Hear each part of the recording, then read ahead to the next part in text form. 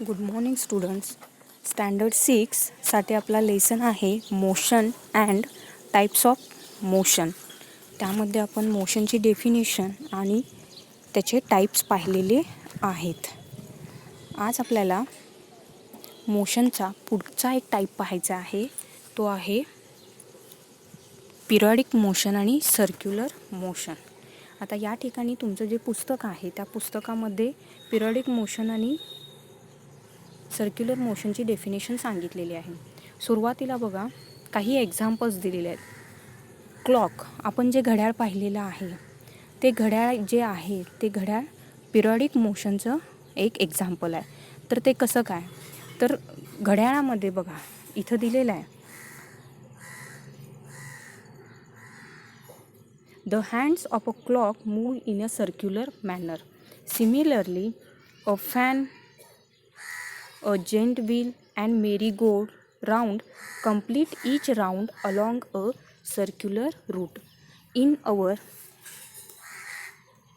day-to-day life, we come across many examples of objects that trace a circular path. Which other examples of circular motion can you give? हे तुम्हाला विचारलेला प्रश्न आहे. तर बऱ्याच बघा घड्याळामध्ये सुद्धा 3 काटे असतात आणि हे 3 काटे सर्क्युलरली काय होत असतात, मूव्ह होत असतात. मोशन होत असतं त्या सर्क्युलरमध्ये, एका सर्कलमध्ये वर्तुळाकार गतीमध्ये ते काय करत असतात, फिरत असतात. त्याशिवाय तुम्ही जेव्हा यात्रेमध्ये जाता, आकाश पाळणा पाहिला असेल, आकाश पाळणा देखील काय असतो, सर्क्युलरली काय होत असतो, मोशनमध्ये असतो. नेक्स्ट काय सांगितलं आहे बघा, we see from these examples of oscillatory motion, circular motion, that some objects complete one round or one oscillation in a fixed period of time. आता जरी तुम्ही आकाश पाळणा पाहिला किंवा घड्याळातील काट्यांचं फिरणं जर पाहिलं, ते जरी सर्क्युलर मोशनमध्ये असेल तर त्याची एक फेरी पूर्ण होण्यासाठी काय लागतो, ठराविकच काय लागतो, वेळ लागतो. आता जसं की मिनिट काटा आपण जर धरला तर मिनिट काटा 12वरती असेल आणि तो फिरून पुन्हा 12वरती यायचं असेल तर आपल्याला किती मिनटं जातात, 60 मिनिटे कंप्लीट व्हावी लागतात.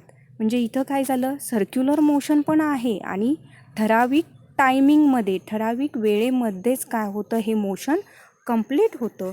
मग अशा टाईपच्या कंप्लीट मोशनला काय म्हटलं जातं, periodic motion. The minute hand of a clock completes one round in exactly 60 minutes every time, while a merry-go-round also complete every round in the same period of time. मग अशा टाईपच्या मोशनलाच काय म्हटलं जातं, पिरियडिक मोशन. मग तुम्हाला काय लिहायचं आहे, तर सर्क्युलर मोशनची आणि पिरियडिक मोशनची डेफिनेशन लिहायची आहे.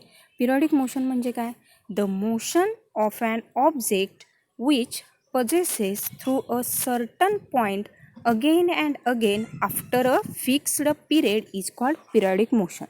म्हणजे एखाद्या पॉईंटमधून आपण ठराविक वेळेमधूनच काय करत असू, पास होत असू, तर त्या टाईपला काय म्हटलं जातं, पिरियडिक मोशन असं म्हटलं जातं. आणि सर्क्युलर मोशन म्हणजे the motion of an object along a circular path is called circular motion. वर्तुळाकारमध्ये जे काही वस्तू गतिमान असेल त्याला काय म्हटलं जातं, सर्क्युलर मोशन. उदाहरणार्थ तुम्ही ज्यावेळी सर्कस वगैरे पाहायला जाता त्या ठिकाणी तुम्ही मौत का कुवा पाहिलं असेल, त्या ठिकाणी काय केलं जातं, एक राऊंड शेपमध्ये काय केली जाते, गाडी किंवा मोटार कार फिरवली जाते. मग त्याला काय म्हटलं जातं, सर्क्युलर मोशन. तर तुम्ही काय करायचं आहे, आज पिरियडिक मोशनची आणि सर्क्युलर मोशनची व्याख्या तुमच्या वहीमध्ये लिहून काढायची आहे.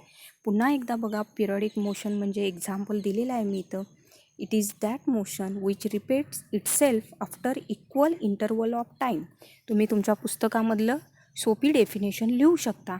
उदाहरणासाठी इथं तुम्हाला बरीचशी उदाहरणं आणि त्याचे पिक्चर्स दाखवलेले आहेत. Motion of planet around the sun. सूर्याभोवती वेगवेगळे ग्रह उपग्रह फिरत असतात. मग ही जी उपग्रह आणि ग्रहांची जी परिक्रमा असते, ही परिक्रमा काय असते, एका विशिष्ट कालावधीसाठीच असते. ती काय आहे का असं की सूर्य आहे आणि सूर्याभोवती पृथ्वी एक दिवस 24 तास फिरते, दुसऱ्या दिवशी 48 तास लावते, तिसऱ्या दिवशी 1 तासात परिक्रमा पूर्ण करते, नाही. तर सूर्याभोवती पृथ्वी जी फिरत असते ती फिरण्यासाठी तिला पूर्ण 1 दिवसाचा कालावधी लागतो. Rotation of earth about its polar axis आणि motion of hands of a clock. हे सगळं तुमच्या लक्षात आलं असेल. म्हणजे एका ठराविक कालावधीमध्ये जी काही गती आहे, एखाद्या पॉईंटमधून ट्रान्सफर होत असणारी जी गती आहे त्याला काय म्हटलं जातं? पिरियॉडिक मोशन असं म्हटलं जातं. तर आज तुम्ही सगळ्यांनी काय करायचं आहे? पिरियॉडिक मोशन आणि सर्क्युलर मोशन या दोन्ही डेफिनेशन्स पुस्तकामधल्या बघून तुमच्या वहीमध्ये लिहून काढायच्या आहेत.